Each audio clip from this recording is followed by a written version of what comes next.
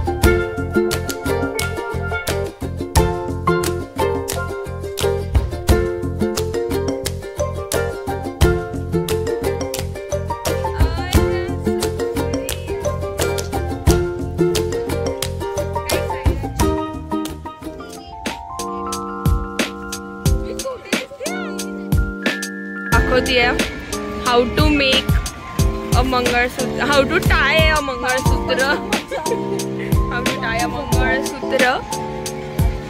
यहाँ पे मेरी एज हो गई है, पर ये इसके एज में 18 साल के इसमें ये मंगलसूत्र बांध रही है अभी से, और मैं यहाँ पे ब्लॉग्स ले रही हूँ.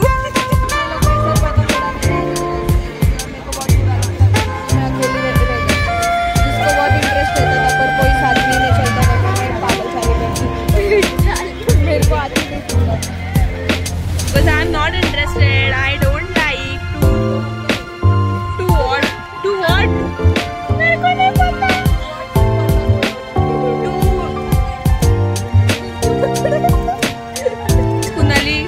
कुनाली की जगह पे हमारी शांभवी है, ये बंदी, ये मेरी. It's okay.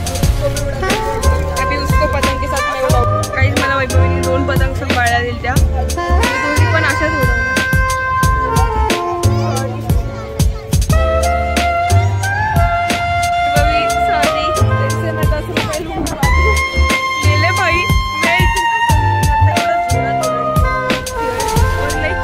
दीदी सैराने एक पतंग धरली आहे बाबू. नाईस.